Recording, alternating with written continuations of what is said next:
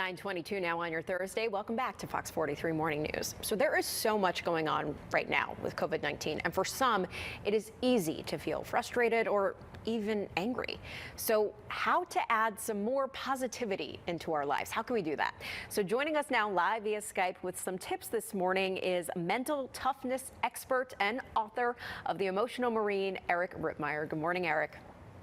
Jackie, good to see you again. It's been a couple months. Times sure have changed since last time we talked. Sure has. And I know we need positivity now more than ever before. And here in Pennsylvania, when we think positivity, sometimes we may think of Fred Rogers. I know you're a big fan of his. So what do you think people can learn from Mr. Rogers at a time like this? Oh my goodness, there's so much to learn from him, Jackie. He was just the epitome of emotional intelligence.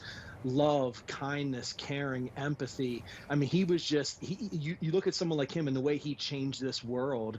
I mean, what he taught kids was amazing, but the same things he taught children, we can apply to our lives, which is our emotions, our words. They have impacts on other people. So we really can go back to the words he said that saying, you know, our words can help a broken world. So I hope that holds true here when we're moving forward.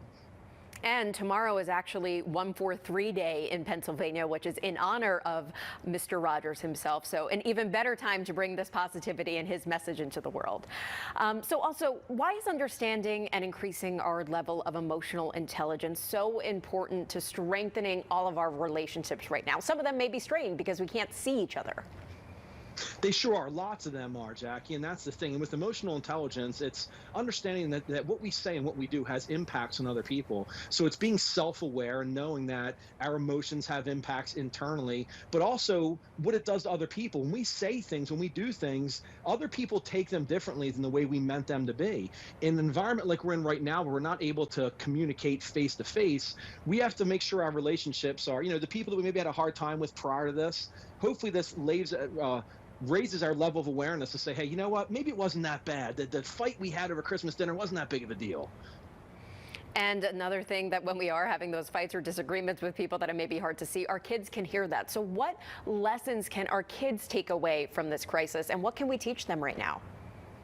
It's real important for our kids right now, Jack. You know, as a parent, I have two teenage daughters. As a parent, you want to shelter your child from pain, from suffering.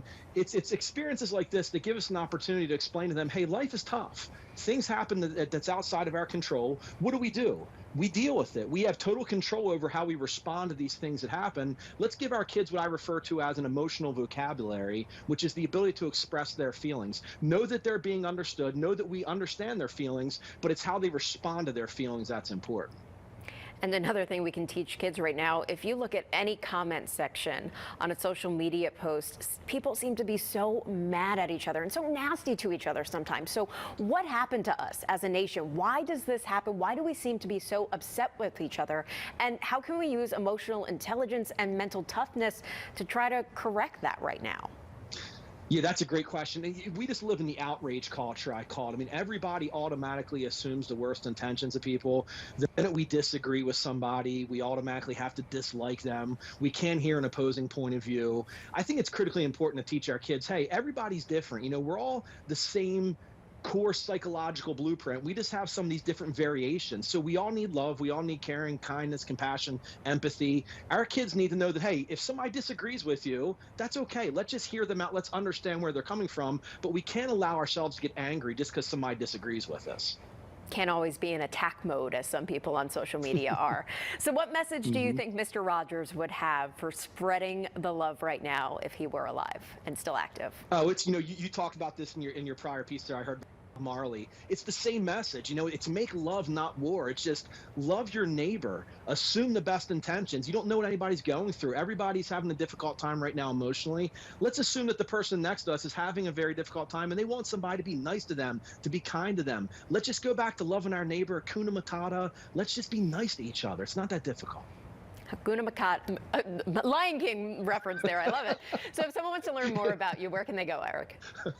Thanks, Jackie. Yeah, my website's best, mentaltoughness.speaker.com. I'm all over social media. I'm on Facebook, Instagram, Twitter, catching the hate on Twitter like we all get hate on Twitter. So you can find me anywhere. I appreciate that.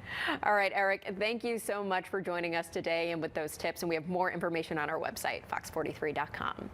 9:26 now.